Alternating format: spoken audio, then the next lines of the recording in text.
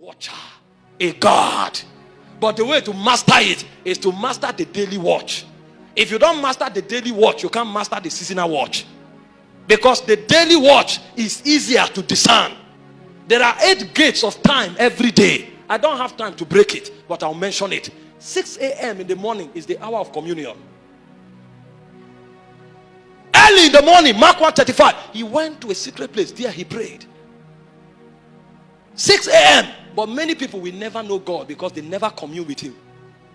It's when he's in the market that he's trying to read 2 verses of the Bible and he knows his mind is not there. 9 a.m. is the hour of transformation. And at the 3rd hour, Jesus was crucified. So you want to deal with flesh, that's the hour. That's why the greatest activity of the day is between 9 and 12. They know that's when the greatest strength of man is at work. 12 is the hour of evangelism and intercession for nations. At the 6th hour, Peter went to the top to pray, and then a vase was descended from heaven. He said, arise, kill and eat. That was when the door opened to the Gentile. At the 6th hour, he was at the well, and he saw the Samaritan woman, and he ministered to her, and she was saved. At the 9th hour, 3 p.m. is the hour of mercy. That's when oblations rise to heaven. It's also called the hour of prayer. At the 12th hour in the evening is the hour of communion again. That's when they gather together for supper. See, many people don't know the significance of time. So their life is not guarded. And because they are not conscious of the daily watch, they cannot keep the seasonal watch. The way a kingdom is preserved is by the watches. So the sentry officer, he stands on top of the house, of the kingdom, the gate of the kingdom, so that he can see far. Foresight is a function of the watches. That's when a man can tell the rhythm of his destiny. And he knows that in 3 years' time, God wants to do something. And because I have seen it, this is what I need to do now to be qualified in 3 years. He is a watcher. Because if you don't keep the watch, you can't discern the enemy far. And your life will always be invaded by darkness.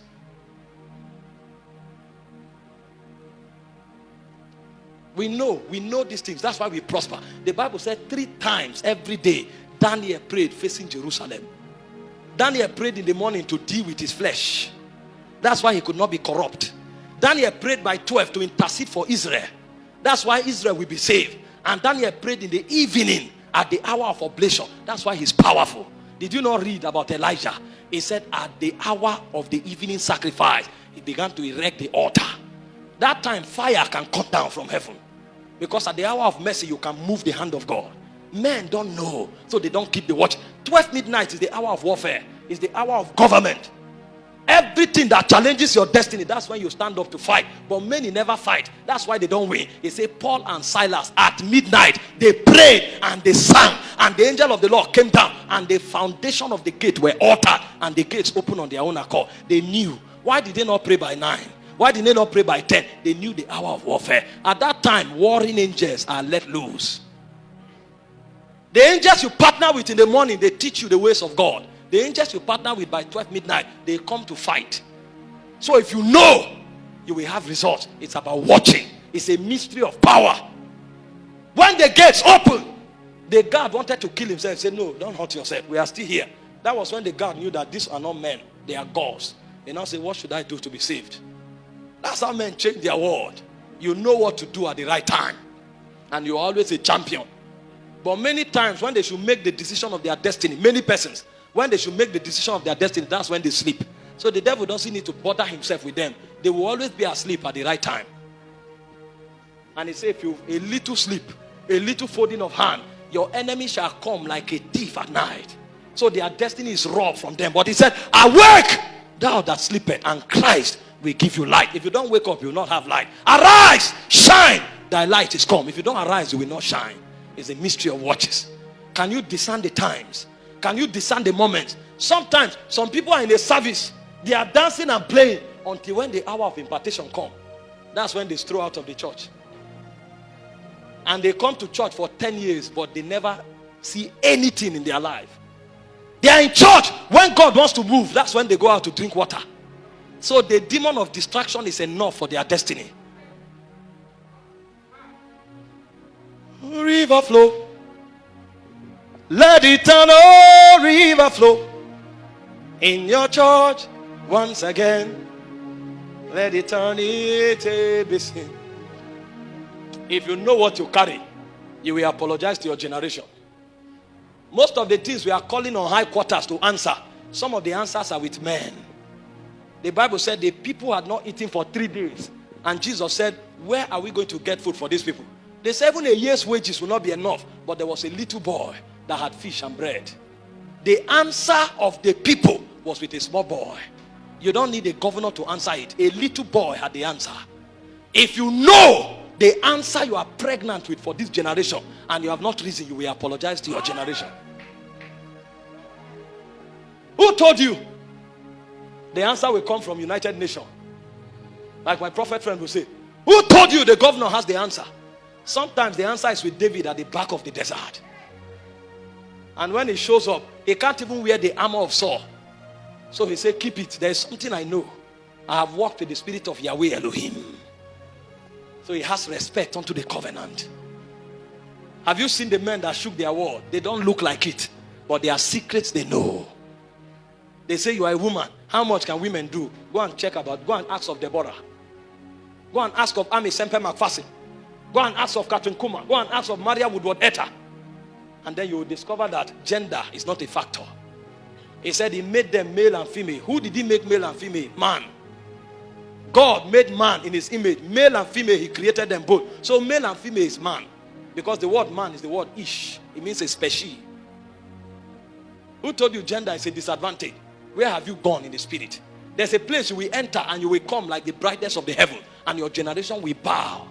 Deborah journeyed so deep in God that she came and said, I am a mother in Israel. Israel doesn't only have fathers, he has mothers too. I'm a mother in Israel.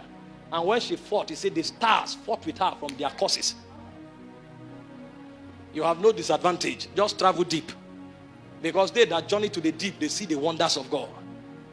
In your church, once again, let eternity be seen. River flow, river flow. Let eternal river flow. In your church, once again, let eternity be seen. God didn't call you to live by your salary. So your salary is not a disadvantage in the first place. It says, seek ye first the kingdom. All other things will be added. Your potentials, your giftings will generate more for you than your salary. The owner of the job did not even plan for you to succeed. That's why the moment you begin to succeed, they begin to probe you. How come? Because your success was not part of the equation. Even the government did not plan for you to succeed. The moment you begin to succeed beyond normal, they start probing you. They sent me hard currency from the US, and Access Bank hijacked my account. Because they don't expect a youth in Benue to receive hard currencies on a weekly basis. But I don't work for a government. I work for a spirit. They checked. Could this boy be a Yahoo boy? How come? What does he do? When they checked, they now went to do a profiling on me. And the first thing they checked on YouTube is that I have 100,000 followers. They now realize that Kai is not normal. But can you check in the spirit? Do you know your season? Do you know your season? Or are you struggling in another man's season? Do you know your moment of visitation? Many don't know. That thing you have can change your world, but do you know your season? When you know your season, you seize it. And then things change. The last pillar of power is yieldedness to authority. In Matthew chapter 8 verse 9, the centurion said to Jesus, I am a man under authority. I have many soldiers under me. I said to one, go, he goes. I said to another, come, he comes. I know you are a man under authority. You are doing what you are doing because you have authority. And Jesus said, this commandment have I received from my Father. I have the power to lay down my life and to take it. So everything he did was a commandment from his Father. He said, the works that I do, it is my Father that is in me that doeth the works. The words I speak is my Father that is in me that doeth the works. So while Jesus is talking, the Father is working, because there is harmony in authority. You can't be rebellious and rule, because the desolate places are for the sons of rebellion. A man that receives instruction will dwell in the congregation of the dead. When you see men fruitful, they are submitted to a government. They are submitted to an authority. And every time they speak, that government backs them up. A generation of power is a generation of altars. A generation of power is a generation that knows the mystery of the balance of energy. A generation of power is a generation that discerns their moments. And a generation of power is a generation that have respect for authorities. This is how we rule. You want to enter into power, it's time to pray. Rise up and pray. Let it